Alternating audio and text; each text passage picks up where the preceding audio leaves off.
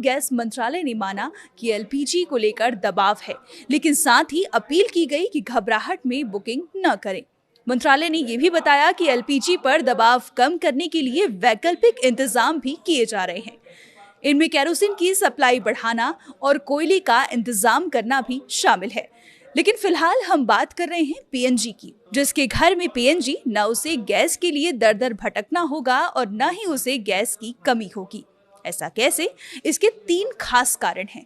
पहला, दोनों ही गैस के डिस्ट्रीब्यूशन प्रोसेस में मूलभूत अंतर है।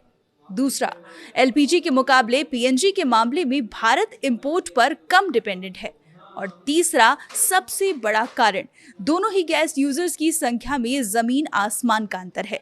इन्हीं वजहों से जहां एक ओर एलपीजी को लेकर मारामारी मची हुई है, वहीं पीएनजी बिना किसी दिक्कत के अभी तक लोगों को मिल रही है। भारत अपनी जरूरत का 60% से अधिक एलपीजी आयात करता है। इसमें से लगभग 90% आयात उसी स्ट्रेट ऑफ हॉर्मुज के रास्ते से आता है, जो इस समय जंग के कारण काफी सेंसिटिव बना हुआ है। पीएनजी के मामले में भारत काफी हद तक आत्मनिर्भर है। देश अपनी जरूरत की लगभग 50% प्राकृतिक गैस खुद पैदा करता है। इसके अलावा सरकार ने आवासीय पीएनजी को टॉप प्रायोरिटी श्रेणी में रखा है। संकट गहराने पर सरकार ने पेट्रोकेमिकल और अन्य औद्योगिक प्लांटों की गैस काटकर भी घरेलू पाइपलाइन में आपूर्ति सुनिश्चित की है, जिससे आम आदमी का चूल्हा जलता रहे। देश भर में 33 करोड़ से अधिक एलपीजी कनेक्शन हैं। इतनी बड़ी आबादी की मांग को पूरा करने के लिए आपूर्ति श्रृंखला में मामूली सी बाधा भी तुरंत बड़े संकट में बदल जाती है। इसके मुकाबले पीएनजी का नेटवर्क अभी केवल 1.5 करोड़ शहरी घरों तक ही सीमित है। उपभोक्ता आधार छोटा होने के कारण सरकार के लिए संकट के समय में इस सीमित नेटवर्क को संभालना और आपूर्ति बनाए रखना अपेक्षाकृत आसान होता है।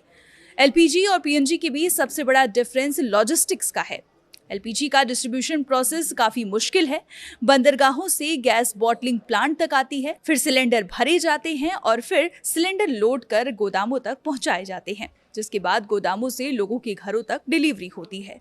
इस पूरी प्रणाली में कहीं भी थोड़ी सी भी दिक्कत आती है तो एलपीजी की सप्लाई पर बुरा असर पड़ता है, जिससे किल्लत हो सकती है। जबकि पीएनजी अंडरग्राउंड स्थायी पाइपलाइन नेटवर्क के जरिए सीधे किचन तक पहुंचती है। इसमें न तो कन्वेंस का झंझट है, न बॉटलिंग की देरी और न ही गैस बुक कराने की दिक्कत। पाइपलाइन में गैस की सप्लाई कंटिन्यू रहती है। इसी वजह से फिलहाल पीएनजी मिलने में लोगों को कोई दिक्कत नहीं हो रही है। आप एलपीजी का इस्तेमाल करते हैं या पीएनजी का? हमें कमेंट कर जरूर बताएं। फिलहाल